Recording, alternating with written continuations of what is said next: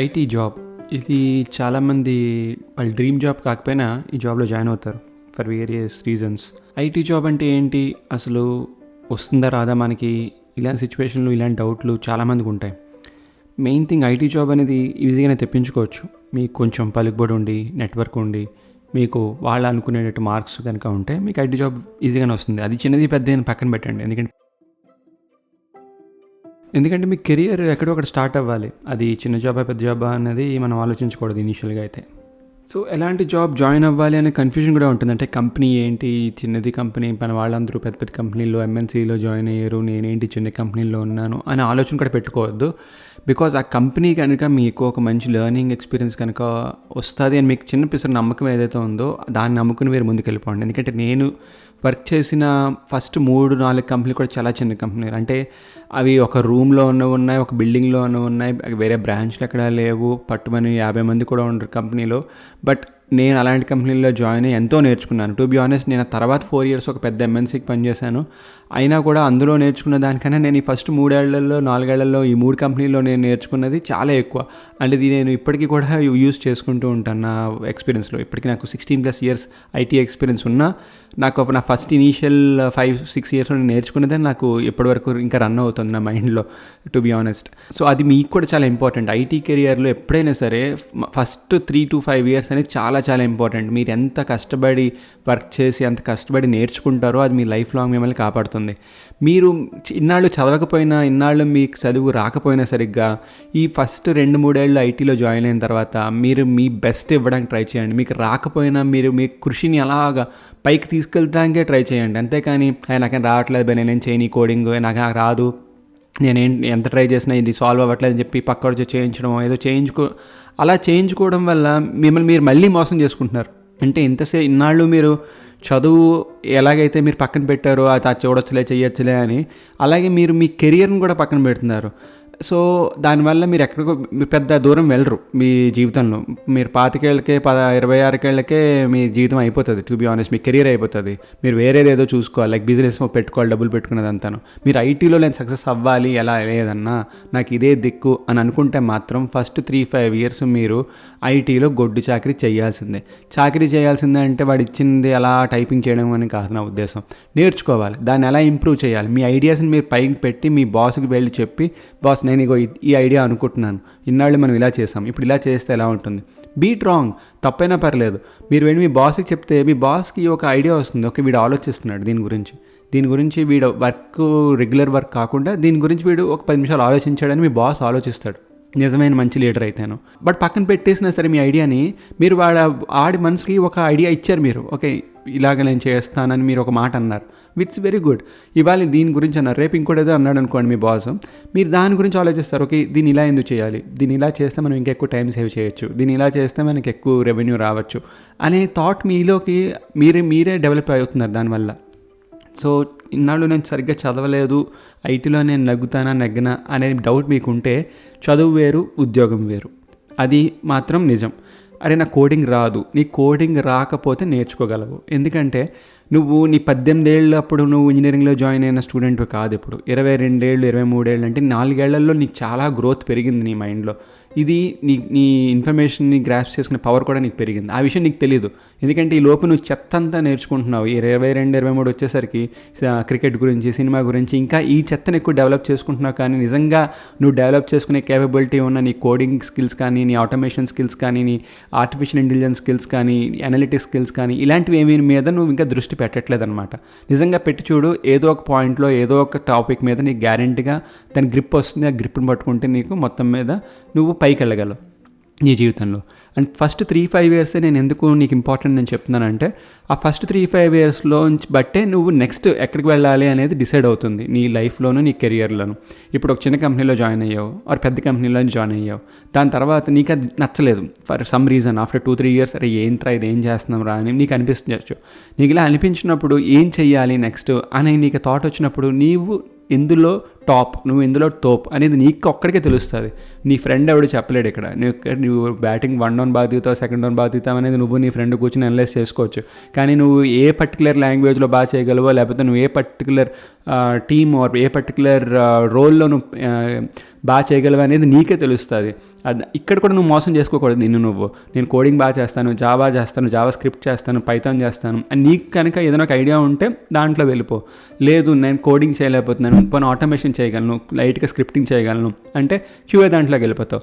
లేదు నేను సపోర్ట్లోనే ఉంటాను, ఆల్రెడీ ఎవడో ఫిక్స్ చేసిన దాన్ని నేను మళ్ళీ దాన్ని చిన్న చిన్న ఎన్హాన్స్మెంట్స్ చేసి నేను దాన్ని డెవలప్ చేసి నేను డిప్లాయ్ చేయగలను, ఈ మాత్రం నాకు తెలుసు అనుకుంటే నువ్వు సపోర్ట్లోకి వెళ్ళిపోతావు. సపోర్ట్లోకి వెళ్ళిపోయిన తర్వాత ఎంతోమందిని నేను చూశాను, ఈ సపోర్ట్లో ఉండిపోయిన వాళ్ళు చాలామంది ఉన్నారు. 10-15 ఇయర్స్గా నా ఫ్రెండ్స్ కొంతమంది అయితే సపోర్ట్లోనే ఉన్నారు.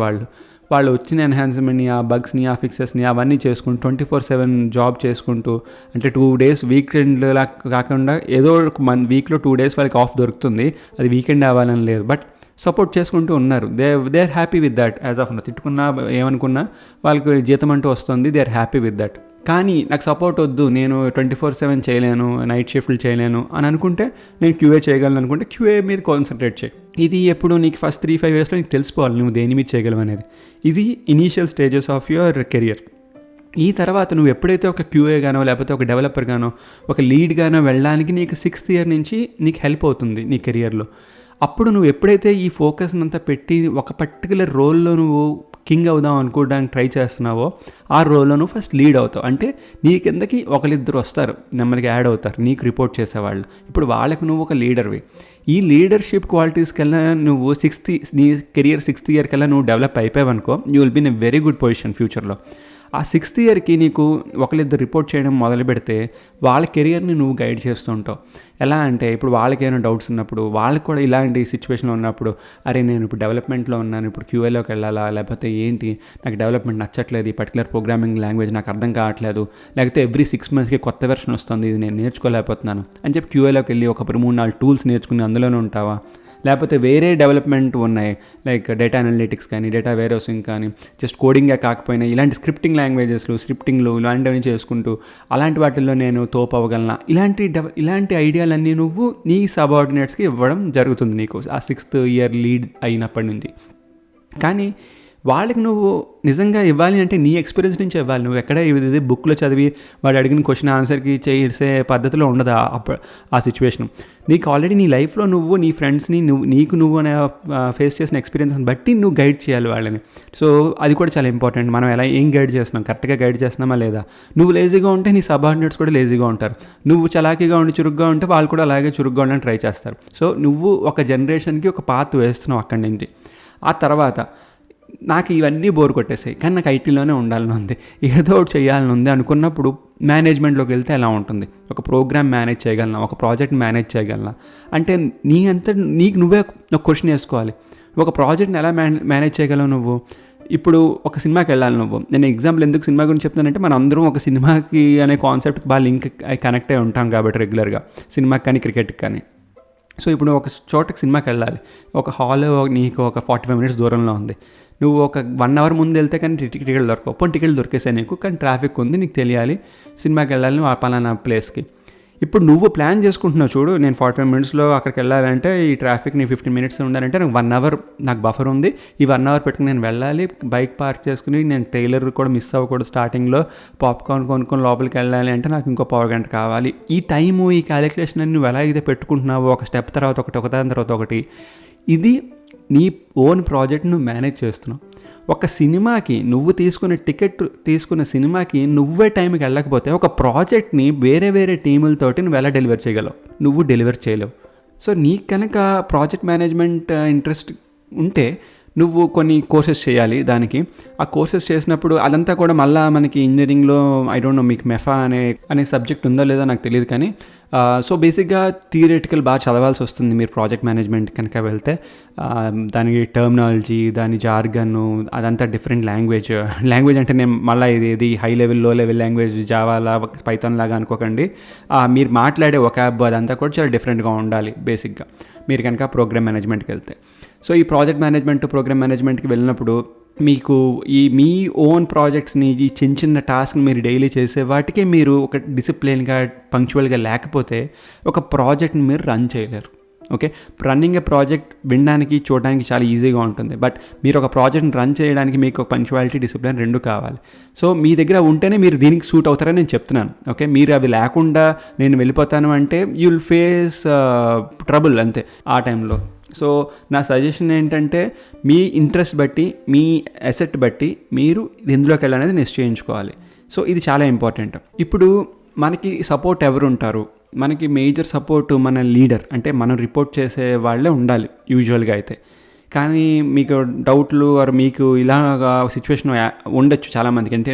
ఎందుకంటే మన ఇండియాలో పర్టికులర్గా అరే మన బాస్ మనకేం సపోర్ట్ చేయట్లేదురా, రేటు పెద్ద చండశాసన రైడ్ వినరా, వీడి నుంచి ఎలాగైనా వెళ్ళిపోవాలరా అని మీకు ఆ ఫీలింగ్ ఉంటుంది జనరల్గా మీకు బాస్ నచ్చినప్పుడు. ఇలాంటప్పుడు ఏం చేయాలంటే అది మీకు ఒక పాజిటివ్గా తీసుకోండి దాన్ని. వాడంటే మీకు పడదు ఆర్ వాడికి మీరు పడరు. సో ఎలాగైనా ఇక్కడి నుంచి వెళ్ళిపోవాలి, మీరు పర్టికులర్ జాబ్లో స్టక్ అయిపోయారు. దీనికి మీరు ఏం చేయాలంటే అది ఒక పాజిటివ్ వేలో తీసుకుని దానికోసం మీరు కృషి చేయాలి. బయటికి వెళ్ళిపోవడానికి మీరు కృషి చేయాలి. సో బయటికి వెళ్ళిపోవడానికి మీకు డబ్బు కనుక అవసరమైతే అది మేజర్, మీకు అది ఒక పాజిటివ్గా తీసుకుని మీరు దానికి తగ్గట్టు చదువుకుని దానికి తగ్గట్టుగా వేరే ఇంటర్వ్యూలు అని అటెండ్ అయ్యి జాబ్ డిస్క్రిప్షన్లు చూసి దాన్ని బట్టి వెళ్ళాలి. సో మీరు ఇవన్నీ నెగిటివ్గా తీసుకున్నారే, నేను ఆఫీస్కి వెళ్ళాలంటే రోజు నాకు తలనొప్పరా బాబు, ఈడున్నాడు బాబు అలా అనుకునే బదులు అరే ఈ నుంచి ఎలాగైనా పారిపోలరా మనం అని చెప్పి ఒక పాజిటివ్గా తీసుకున్న దాన్ని మీకు టైం దొరికినప్పుడల్లా సినిమాకి వెళ్దాం అనుకుంటే అది కూడా మానేసి ఆ 2-3 అవర్స్ దానికోసం పెట్టి మీరు అప్లై చేసిన పొజిషన్లో దాని జాబ్ క్వాలిఫికేషన్, డిస్క్రిప్షన్ బట్టి మీరు ఎలాగైతే ముందుకెళ్ళాలనుకుంటున్నారో దాని కోసం మీరు కృషి చేయాలి. సో ఇది ఎందుకు నేను నెగిటివ్గా తీసుకోవద్దని అన్నానంటే మీరు నెగిటివ్గా తీసుకోవడం వల్ల ఏమీ రాదు. టు బి ఆనెస్ట్, వాడేమి జాబ్ మారి వెళ్ళిపోడు, వాడు మీ మీద ఏమి ప్రెషర్ తగ్గించడం మాండు, మీ ఇరిటేషన్ మీకు అలాగే ఉంటుంది. దానివల్ల మీ వర్క్ మీద ఇంపాక్ట్ అవుతుంది, దానివల్ల వాడు ఇంకా మిమ్మల్ని హెరాస్ చేస్తాడు. సో దానికన్నా మీరు దాన్ని పాజిటివ్గా తీసుకుని అరే ఈ నుంచి మనం పోవాలంటే మనం చేయాల్సింది ఇది, ఈ ఆలోచనలోకి వచ్చేసారనుకోండి తొందరగా మీరు వెంటనే అది అచీవ్ అయ్యే అవకాశాలు ఎక్కువ ఉన్నాయి తొందరగా కూడా. సో మీరు ఇలా ఆలోచించండి దాని గురించి. అందుకనే మీ బాస్ కనుక మీకు నచ్చకపోయి ఉంటే, మీ బాస్ వెరీ గుడ్ కానీ మీకున్న రోల్ కానీ మీ ప్రమోషన్ రావట్లేదు ఆర్ శాలరీ సరిపోవట్లేదు, బట్ నేను వేరే చోటుకి వెళ్ళాలి అంటే talk to your boss. Me boss మంచివాడు అయ్యి ఉండి మీకు ఇన్ని రోజులు సపోర్ట్గా ఉన్నాడంటే అది ఓపెన్గానే మాట్లాడండి, తప్పు ఏమీ లేదు. ఇండియాలో నేను మేజర్గా అబ్జర్వ్ చేసిన ప్రాబ్లం ఏంటంటే మనం ఓపెన్గా మన ప్రాబ్లమ్స్ని మన బాస్తో షేర్ చేసుకోం. ఎంత అంటే వర్క్ ఓకే ఈ వర్క్ ఇచ్చారా సరే చేసేస్తాను బాయ్ అలాగ అయిపోతుంది. అంతేకాని ఒక 1-to-1 మీటింగ్ పెట్టుకోండి, వీక్లీ కానీ బై వీక్లీ కానీ మీ బాస్ తోటి 1-to-1 మీటింగ్ పెట్టుకుని పర్సనల్ విషయాలు కూడా చెప్పండి. అరే నాకు ఇలాగ జీతం తక్కువ అయిపోతుంది, ఈ ఇంట్రెస్ట్ రేట్ ఇలాగ ఉన్నాయి, దానివల్ల నాకు ఎక్కువ రేట్ ఇలా పోతుంది నా జీతం అంతాను, ఏం చేయాలి ఎలాగా అని చెప్పి ఒక పర్సనల్ క్వశ్చన్ మీరు అడగడం మొదలు పెట్టారనుకోండి లీడర్గా ఉన్నవాడిని, లీడర్ ఉన్నవాడికి వీడు నన్ను లీడర్గా ట్రీట్ చేస్తున్నాడు అని ఫస్ట్ పాయింట్ అవుట్ మైండ్లో రిజిస్టర్ అయిపోతుంది. సెకండ్, నిజంగా వాడికి ఎక్స్పీరియన్స్ ఉండి దాన్ని ఎలా హ్యాండిల్ చేయాలో మీకు తెలిసిపోతుంది, టాలెంట్ ఉందా లేదా, దాన్ని బట్టి వాడు ఒక సజెషన్ ఇస్తాడు. ఇన్ కేస్ వాడు సజెషన్ నచ్చలేదు అనుకోండి వినండి, always be a good listener. నేను ఇది చాలాసార్లు చెప్పాను నా పాడ్కాస్ట్లో. మీరు ఎంత గుడ్ లిజనర్గా ఉంటేనే మీరు లైఫ్లో అంత పైకి వస్తారు. సో అవతల వాడు ఏం చెప్తున్నాడో అది మీరు చాలా బాగా విని, అది మనకి అవసరం వచ్చిందనే తర్వాత విషయం, బట్ మనం వినాలి. మనం దాని గురించి మైండ్లో అప్పటికప్పుడు అట్లీస్ట్ పెట్టుకుని డౌట్ ఉంటే వెంటనే తిరిగి క్వశ్చన్ అడగాలి. సో ఆయన చెప్పింది వినండి, మీ బాస్ చెప్పింది వారు ఆవిడ చెప్పింది, అది విన్న తర్వాత అరే ఇదేం మనకి పనికొచ్చేలా లేదు అని మీరు డిసైడ్ అయిపోయిన తర్వాత ఓకే మీరు ఇంకా ఎక్స్ట్రా వర్కులు చేసి బయటకి ఎలా వెళ్ళాలి, అదే కంపెనీలో వేరే టీమ్ తోటి ఎలా మూవ్ అవ్వాలనేది, మీరు ఇంటర్నల్గా ఎలా మూవ్ అవ్వాలనేది మీరు ప్లాన్ చేసుకోవాలి. సో ఇవి మేజర్గా ఇనీషియల్ ఫస్ట్ 3-5 ఇయర్స్లో ఐటీలో జరిగే హంగామా. నాకు ప్రతిసారి ప్రమోషన్ రావట్లేదు, లేకపోతే నాకు రేటింగ్ ఎప్పుడు బ్యాడ్గా ఇస్తున్నాడు అని అంటే కనుక నేను ఒకటి చెప్తాను మీకు. నా 16 ఇయర్స్ ఐటీలో నేను ఒక పెద్ద ఎంఎన్సీ తోటి హార్డ్లీ ఒక 6-7 ఇయర్స్ ఉన్నాను. నా కిందన 10-15 మంది రిపోర్టింగ్ చేసేవారు. వాళ్ళందరికీ కూడా నేను నా బకెట్లు ఇవ్వడము అంటే రేటింగ్లు ఇవ్వడం, ఫస్ట్ బకెట్ సెకండ్ బకెట్ అలాగా ర్యాంకులు ఇవ్వడం బేసిక్గా. సో ఇవన్నీ ఇవ్వడం నా కంట్రోల్లో ఉండదు, నిజం చెప్తున్నాను నేను మీకు. 16+ ఇయర్స్ ఎక్స్పీరియన్స్ చెప్తున్నాను. ఒక మేనేజర్ కంట్రోల్లో ఎవరికి ఏ రేటింగ్ ఇవ్వాలో అనేది ఉండదు. అది హై లెవెల్ ఉంటుంది. అంటే వీడు బాగా పెర్ఫామ్ చేశాడు, వీడు చాలా బాగా పెర్ఫామ్ చేశాడు, వీడు అద్భుతంగా పెర్ఫామ్ చేశాడు అని నేను ముగ్గురిని కేటగరైజ్ చేయగలను. కానీ వీడికి 1 ఇవ్వాలి, వీడికి 2 ఇవ్వాలి, వీడికి 3 ఇవ్వాలి అనేది నేను నా ఓన్గా తీసుకునే డెసిషన్ కాదు. నేను ఇదే చెప్పగలను పై వాళ్ళకి వెళ్ళి, వీడు బాగా చేశాడు, వీడు అద్భుతంగా చేశాడు, వీడు చాలా బాగా చేశాడని. కానీ వాడు ఇంకా ఏంటి కాంట్రిబ్యూట్ చేశాడని పై వాళ్ళు అడిగినప్పుడు నేను అవన్నీ ఫ్యాక్ట్స్ అవన్నీ తీసుకెళ్ళి ప్రజెంట్ చేసినప్పుడు వాళ్ళకున్న ఒక నెంబర్ 1 ర్యాంక్ 1 అనేది కంపెనీలో ఇంత పర్సంటేజ్ మందికి ఇవ్వాలని ఉంటుంది రూల్. ర్యాంక్ 2 అనేది ఇంత పర్సంటేజ్ మందికి ఇవ్వాలని ఉంటుంది. సో ఒక ఇద్దరు అద్భుతంగా పెర్ఫామ్ చేస్తున్న వాళ్ళిద్దరికీ కూడా ర్యాంక్ 1 వచ్చే అవకాశం చాలా తక్కువ.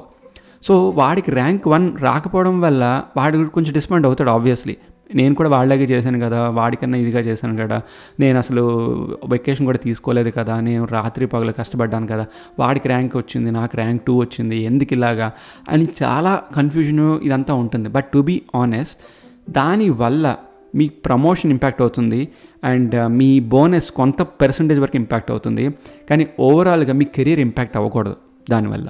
ఓకే, మీరు కనుక లాస్ట్ 5-6 ఏళ్ళ నుంచి లాగే ఉండిపోయి నాకు ర్యాంక్ 2 వస్తుంది, ఎంత చేసిన వీళ్ళు ర్యాంక్ 1 ఇవ్వట్లేదు, ఎవరికో ఇస్తున్నారు, మొన్న వచ్చిన వాడికి ఇస్తున్నారు కానీ నాకు ఇవ్వట్లేదు అని మీకు ఆ ఫీలింగ్ ఉండి మీరు వర్క్ చేయలేకపోతూ ఉంటే I suggest you to move out of from the team. ఆ టీం నుంచి బయటకు వెళ్ళిపోండి, లేకపోతే ఆ కంపెనీ నుంచి మారిపోండి.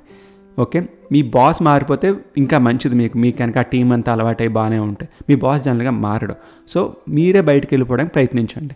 అది కూడా చాలా ఈజీగా ఉండేలా చూసుకోండి. అంటే గొడవ పెట్టేసుకుని బయటకు వెళ్ళిపోవడం కాదు, నాకు ఇవ్వలేదు నువ్వు అందుకే వెళ్ళిపోతున్నాను బాబు అని చెప్పి అలా ఎప్పుడు వెళ్ళకూడదు టీంలోంచి ఎప్పుడు బయటికి. ఓకే, సో మనకి ర్యాంక్ 1, ర్యాంక్ 2, ర్యాంక్ 3 అనేది కూడా నేను చెప్తున్నాను కదా, మన చేతుల్లో మేనేజర్ చేతుల్లో ఉండదు.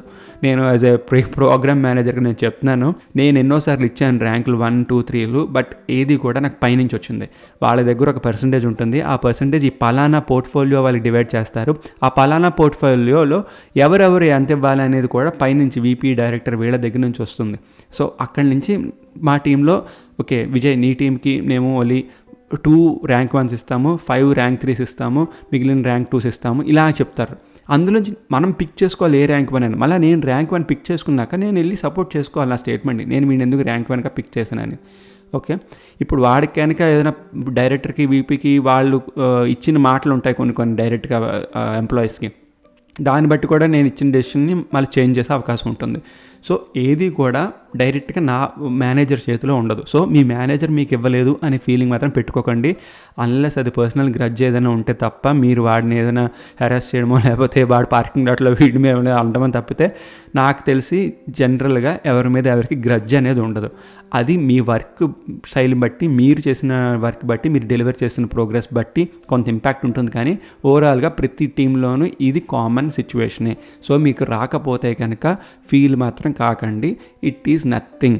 మీరు వేరే కంపెనీకి వెళ్తే ఈ పాత ర్యాంకులు, పాత బకెట్లు, పాత బోనస్లు ఇవన్నీ ఎందుకు ఏమీ పనిచేయవు. ఓకే, ఇది మైండ్లో పెట్టుకోండి. ఆ తర్వాత నెక్స్ట్, నాకు ప్రమోషన్ రావట్లేదు, నేను నా కెరియర్లో ఇప్పటిదాకా నేను ప్రమోట్ అవ్వలేదు. నిజం, నాకు 16+ ఇయర్స్ కెరియర్లో నేను ఏనాడు ప్రమోట్ అవ్వలేదు డైరెక్ట్గా. ఎందుకంటే నేను ఆ కంపెనీలో అన్నాళ్ళు ఉండట్లేదు. ఇప్పుడు నేను వర్క్ చేసే కంపెనీ నా 10th కంపెనీ. అంటే లాస్ట్ 16 ఇయర్స్లో నేను 10 కంపెనీలు మారాను ఇప్పటిదాకా. ఎందుకంటే for various reasons, various situations, circumstances. నా ఫస్ట్ 3 కంపెనీలు నేను చెప్పాను కదా చిన్న కంపెనీలు, ఆ తర్వాత ఒక పెద్ద MNC, అక్కడ నుంచి ఇంకా అన్ని పెద్ద పెద్ద కంపెనీలే. కాకపోతే నేను ఏ కంపెనీలోనూ 4 ఏళ్ళ కన్నా ఎక్కువ పనిచేయలేదు. ఒకే ఒక కంపెనీలో 4 ఏళ్ళ కన్నా ఎక్కువ పనిచేశాను. వాళ్ళు నాకు ప్రమోషన్ ఇవ్వరని నాకు అర్థమైంది. ఎందుకంటే నాకు ఆన్సైట్ ఇచ్చానని చెప్పారు 2-3 సార్లు. యాస్ ఇచ్చారు, బట్ ఆన్సైట్ ఎందుకు ఇచ్చారు? నేను కష్టపడతానని తెలిసే కదా నాకు ఇచ్చారు, నేను హ్యాండిల్ చేయగలుగుతానని కదా నాకు ఇచ్చారు. బట్ నాకు ప్రమోషన్ ఎందుకు ఇవ్వరు అంటే వాళ్ళ దగ్గర ఆన్సర్ ఉంది, నేను ఆన్సైట్ ఇచ్చాను నీకు, వేరే వాడికి ఆన్సైట్ ఇవ్వలేదు, సో వాడికి నేను ప్రమోషన్ ఇస్తాను, లేకపోతే వాడికి నేను పలానా రేటింగ్ ఇస్తాను. ఇలాంటి ఆన్సర్ నాకు బ్యాక్ వచ్చేవి ఒక 10 years బ్యాక్. నేను పట్టించుకోలేదు పెద్దగా అవన్నీ. నాకు మెయిన్ థింగ్ ప్రమోషన్ ఇవ్వకపోతే నాకు ఆ కంపెనీ కనుక ఈ పలానా అడ్జస్ట్మెంట్, అంటే నేను అడ్జస్ట్ అవ్వలేకపోతున్నాను ఈ కంపెనీలో ఇంకా అనుకున్నప్పుడల్లా నేను బయటకు వచ్చేస్తాను. నేను రీసెంట్గా నా పాత పాడ్కాస్ట్లో కూడా చెప్పాను, నేను జస్ట్ ఒక కంపెనీలో కనుక నాకు నచ్చట్లేదు, పర్టికులర్ ప్రాజెక్ట్ నచ్చట్లేదు, నాకు వేరే ప్రాజెక్ట్ దొరకట్లేదు అన్నప్పుడు I usually come out of that company. వేరే కంపెనీలో వెతుక్కోవడానికి ట్రై చేస్తాను already. And I always don't settle. అంటే ఒక కంపెనీలో దూరిపోయిన తర్వాత నేను ఇంకొక 3 months 4 months చూసి నాకు కనుక ఇక్కడ బాగానే ఉంది అనుకుంటే ఐ విల్ బీ దేర్. కానీ నాకు ఒక 8-9 మంత్స్ తర్వాత ఎలా ఉంది మార్కెట్ అని చూడడానికి కూడా నేను ఒకసారి జాబ్ మార్కెట్లో దూరుతాను, చూసి అసలు ఎలా ఉంది మార్కెట్, ఇంటర్వ్యూలో కాల్స్ వస్తున్నాయా, లేకపోతే రేట్లు ఏమైనా పెరిగాయా ఏంటి అని చెప్పి నేను జాబ్ మార్కెట్లో మళ్ళీ నా రెజ్యూమేలో అప్లై చేయడానికి చేస్తాను. ఇట్స్ నాట్ సీరియస్, నేను కావాలని వెళ్ళి జాబ్ కోసం వెతకను, బట్ అప్లై చేసి ఒకసారి 1-2 ఇంటర్వ్యూలు అటెండ్ అవ్వడానికి ట్రై చేస్తాను. వీళ్ళు అసలు కాల్స్ వస్తున్నాయా రావట్లేదా అనేది, అండ్ ఫస్ట్ హ్యాండ్ ఇన్ఫర్మేషన్ ఎవరినో అడగడం ఎందుకు, నేనే వెళ్ళి అప్లికేషన్ పోస్ట్ చేస్తే నాకు తెలుస్తుంది కదా ఎవడైనా ఫోన్ చేస్తున్నాడా లేదా అనేది. సో అది ఒక way of testing the market. So ఇలాగా ప్రమోషన్ రావట్లేదని మాత్రం ఫీల్ కాకండి, ఎందుకంటే ప్రమోషన్ ఇందులో రేటింగ్ గురించి చెప్పాను కదా, పైనుంచి డైరెక్టర్ VP ఎలా అయితే మనకి మేనేజర్స్కి చెప్తారో, promotion is a big game again. ఈ రేటింగ్స్ ఇంకా పక్కన పెట్టండి, ప్రమోషన్ కూడా పలానా పోర్ట్ఫోలియోకి మేము 5 ప్రమోషన్లు ఇస్తాము అంటారు. ఓకే, అంటే ఇప్పుడు అసోసియేట్ నుంచి వేరే ప్రోగ్రామ్ అనలిస్ట్ నుంచి అసోసియేట్కి, లేకపోతే వేరే సీనియర్ అసోసియేట్ నుంచి అసోసియేట్కి, లేకపోతే జూనియర్ మేనేజర్ నుంచి సీనియర్ మేనేజర్కి, ఇలాగా ఏంటంటారంటే ప్రతి రోల్కి మేము ఓన్లీ 3 ఇస్తాం నీ పోర్ట్ఫోలియోకి అంటారు. ఈ పోర్ట్ఫోలియోలో ఆల్రెడీ చాలామంది మేనేజర్లు ఉంటారు, ఈ మేనేజర్లకి చాలామంది అసోసియేట్స్ ఉంటారు. సో వీళ్ళందరికీ ఇది రావాలి అంటే నాకు తెలిసి ప్రతి మేనేజర్కి 1-2 వస్తాయి. ఆ 1-2 వచ్చినప్పుడు నీ కింద 10 మంది ఉంటే 10 మందిలో 1-2 ఎలా మేనేజ్ చేస్తావు? సో ఆబ్వియస్లీ ఎవరికైతే ఎక్కువ కాలం నుంచి పనిచేస్తున్నాడో వాడిని ప్రమోట్ చేయడానికి ట్రై చేస్తారు ఎప్పుడూ. అంటే ఒకడు కంపెనీలో 7 years నుంచి ఉన్నాడు అనుకోండి, ఇంకొకటి కంపెనీలో 5 years బ్యాక్ జాయిన్ అయ్యాడు అనుకోండి. సో ఈ 7 years ఉన్నవాడిని బయటకు పంపించడం, బయటకంటే ప్రమోషన్ ఇవ్వడానికి ట్రై చేస్తారు 5 years వాడికన్నాను, ఎందుకంటే వాళ్ళ ఏజ్ పెరుగుతుంది, వాళ్ళ number of years in that particular role అనేది పెరుగుతుంది. ఇవన్నీ చూస్తారు, ఇవన్నీ చూసి ఆ డిఫాల్ట్ ప్రమోషన్ లాంటివి ఏమైనా ఉంటే వాళ్ళకి ఇవ్వడానికి ట్రై చేస్తారు. సో అప్పుడప్పుడు కొంతమంది ఫీల్ అవుతారు, ఆబ్వియస్ నా దగ్గరకు వచ్చి ఫీల్ అయిన వాళ్ళు ఉన్నారు నా కెరియర్లో, అరే విజయ్ ఏంటిది ఇలా చేశారు, నాకు మా ప్రమోషన్ రాలేదంటే నేను ఓపెన్గా చెప్తాను అందరికీను, చూడు బాస్ మనకి పైనుంచి ఇన్ని వచ్చినప్పుడు ఇంతమంది ఉన్నారు, ఇంతమందిలో వీళ్ళు నీకన్నా 2 years ఎక్స్పీరియన్స్ ఎక్కువ, సో వీళ్ళకి ఇవ్వాల్సింది ఉంది. ఇప్పుడు నెక్స్ట్ ఇయర్ నువ్వు ఇక్కడ నెక్స్ట్ ఇయర్ ఉంటే 6th year అవుతుంది, నీకన్నా సీనియర్ ఎవడు లేడు ఇక్కడ. సో నెక్స్ట్ ఇయర్ కనుక మనకి ఇదే సేమ్ రేంజ్లో వస్తే ఆబ్వియస్లీ నువ్వు ప్రమోట్ అయ్యే అవకాశం ఉందని నేను పాజిటివ్గా చెప్పడానికి ట్రై చేస్తాను వాళ్ళకి. అంతేకాని నువ్వు డిజర్వింగ్ క్యాండిడేట్ కాదు అని ఎప్పుడు నెగిటివ్గా అనేది ఎప్పుడు మాట్లాడకూడదు. ఎనీ అసోసియేట్ మీరు తీసుకోండి, మీరు కనుక లీడ్ అయ్యి ఉంటే కనుక మీ కింద అసోసియేట్స్ ఉంటే వాళ్ళని ఎప్పుడు కూడా నెగిటివ్గా చెప్పకండి ఎట్ ఎనీ పాయింట్. ఇండియాలో మెయిన్ థింగ్ నేను వర్క్ చేసినప్పుడు నాకు ఇది చాలా చిరాకు అనిపించేది. కొంచెం మనం మంచి పొజిషన్లో ఉన్నాం కదా, మన లీడ్ మన మేనేజర్ అని చెప్పి మన కింద సబార్డినేట్స్ని కొంచెం చులకనగా మాట్లాడుతుంటాం. ఇలాంటి రేటింగ్స్ అప్పుడు, తర్వాత ప్రమోషన్ అప్పుడు నేను నీ గురించి రేటింగ్స్లో చూసుకుంటానులే, ఇలాంటి డైలాగులన్నీ లీడ్స్ కొట్టడం నేను విన్నాను చాలాసార్లు. అది చాలా చిరాకు కైండ్ ఆఫ్ ఎన్వైర్న్మెంట్. అలా ఎవ్వరు మాట్లాడరు. ఎప్పుడైనా సరే ఒక పాజిటివ్గా మాట్లాడితే ఆ క్యాండిడేట్ నీతో వచ్చి నెక్స్ట్ టైం ఇంకా కొన్ని పాజిటివ్ వర్డ్స్ చెప్తాడు ఎప్పుడైనా సరే. ఇది ఎనీథింగ్ నీ లైఫ్లో అయినా సరే, నువ్వు నెగిటివ్గా మాట్లాడాల్సింది ఎక్కడ తెలుసా? నాకు తెలిసి నీ ఫ్రెండ్స్ తోటి, నీ బెస్ట్ ఫ్రెండ్స్ తోటి ఉన్నప్పుడు you can talk both negative and positive because they know who are. So నువ్వు ఎవరనేది వాళ్ళు తెలుస్తుంది కాబట్టి you can talk in both the languages, negative and positive languages. కానీ ఆఫీస్లో ఉన్నప్పుడు always try to be positive, that will give you good impact on your career and also it will give you good growth. వీడు నా పాజిటివ్గా మాట్లాడతాడని చెప్పి నీతో 10 మంది వచ్చి మాట్లాడతారు, నీ టీం వాళ్ళు కాకపోయినా నీ గురించి తెలిస్తే నీకు అది లైఫ్లో చాలా హెల్ప్ అవుతుంది. ఎందుకు చెప్తున్నానంటే నా టీంలో కాకపోయినా వేరే టీం వాళ్ళు నా దగ్గరికి వచ్చి వాళ్ళ కష్టాలు చెప్పుకున్నారు, బికాజ్ నేను పాజిటివ్గా మాట్లాడతానని నాకు తెలియదు వాళ్ళు ఎందుకు వచ్చి చెప్తున్నారు అప్పట్లో, నిజంగా నాకు తెలియదు. కానీ ఒక అమ్మాయి ఒకరోజు జాబ్ మానేస్తుంది, అమ్మాయి ఫర్ ప్రెగ్నెన్సీ రీజన్స్ అదంతా మెటర్నిటీ వెళ్తుంది, బట్ ఓవరాల్గా మానేస్తామని డిసైడ్ అయిపోయి సిటీ కూడా మూవ్ అయిపోతాం. అమ్మాయి నాకు దగ్గరకు వచ్చి మాట్లాడింది ఆ రోజు, వచ్చి thanks Vijay for your support అని అంది. నేను ఈ టీమే కాదు, I was just talking to you and trying to help you in your career అది ఇది అంటే, అమ్మాయి అందమాట ఎప్పుడైనా సరే లైక్ డల్గా ఉన్నప్పుడు అదంతా మూడ్ అంతా ఇది అయినప్పుడు she tries to talk to me ఏదో విధంగా, బికాజ్ నేను పాజిటివ్గా మాట్లాడి కెరియర్ని గైడ్ చేయడం అదంతా బాగా చేస్తానని చెప్పి, అండ్ ఎలాంటి సిచ్యువేషన్లో ఏమున్నా సరే ఏదో ఒక పాజిటివ్ తీస్తాను బయటికి టాపిక్లోనే అని చెప్పి షీ అప్రిషియేటెడ్ మీ. అప్పుడు దాకా నేను రియలైజ్ కూడా అవ్వలేదు, అవును నేను నెగిటివ్ పక్కన పెట్టి పాజిటివ్ గురించి ఎక్కువ మాట్లాడతానా అని చెప్పి అప్పుడు రియలైజ్ అయ్యాను నేను ఆ విషయం. సో అలాగా మీరు కూడా పాజిటివ్గా ఉంటే మీతో మాట్లాడడానికి, మీతో వాళ్ళ బాధలు చెప్పుకోవడానికి కానీ, లేకపోతే మీరు ఏదైనా సొల్యూషన్ చెప్తారనే ఒక ఆశతో జనాలు దారి తెలియక వస్తారు మీ దగ్గరికి. అది రియలీ గుడ్ ఫీలింగ్ మీకు తర్వాత at the end of the day మీరు పడుకున్నప్పుడు, అరే బాగుందిరా వాళ్ళు అట్లీస్ట్ వాళ్ళు హ్యాపీగా ఉన్నారని. సో ఆ ఫీలింగ్ మీకు చాలా హెల్ప్ అవుతుంది మీ లైఫ్లో కూడాను కొన్ని బ్యాడ్ డేస్ అప్పుడు అట్లీస్ట్. సో ఓవరాల్గా ఐటీ అనేది నేను చెప్తున్నాను కదా, it's a package. Right from your career, salary, me growth, me life, ఇదంతా ఒక ఐటీలో మీరు కనుక డిసైడ్ అయ్యి ఉందాం అనుకుంటే ఇట్స్ ఎ ప్యాకేజ్. మీరు ఆ ప్యాకేజ్ని జాగ్రత్తగా చూసుకోవాలి, మీరు జాగ్రత్త కాపాడుకోవాలి. అంతేకాని ఏనాడు గర్వంగా వెళ్ళిపోయి నాకు వచ్చేసింది, నాకు ఇప్పుడు 25 లక్షలు 30 లక్షల శాలరీ వస్తుంది ఏడాదికి, నేను ఇక్కడ తోపు, నేను సెట్ అయిపోయినా అనుకునే కాన్సెప్ట్ లేదు. ఎనీ టైం మిమ్మల్ని తీసేయచ్చు, ఎందుకంటే మీ జాబ్ మీరు కాకపోయినా ఇంకెవరైనా చేయొచ్చు. ఇది నెగిటివ్గా చెప్తున్నాను అనుకోకండి, బికాస్ నువ్వు వెళ్ళి ఇంకోటి జాబ్ కూడా చేయొచ్చు అని నేను పాజిటివ్గా చెప్తున్నాను అనుకోండి. సో మన నెక్స్ట్ టాపిక్ ఏమో ఇంటర్వ్యూస్. దీని గురించి నేను ఆల్రెడీ ఒక ఎపిసోడ్ చేసి దాన్ని డిలీట్ చేస్తాను, ఎందుకంటే ఒక ఫ్లోలో రాలేదు అది నాకు. ఒక టాపిక్ నుంచి ఇంకో టాపిక్ చాలా మూవ్ అయిపోయాను ఇంటర్వ్యూస్ విషయంలో. నేను ఇప్పటివరకు 10 జాబులు చేశానంటే మీకు ఒక ఆలోచన వచ్చి ఉండొచ్చు నేను ఇప్పటివరకు ఎన్ని ఇంటర్వ్యూస్ ఇచ్చి ఉండొచ్చు అని. అండ్ కొన్ని రోల్స్ని నేను రిజెక్ట్ కూడా చేశాను, నా ఆఫర్స్ని కూడా రిజెక్ట్ చేశాను నేను.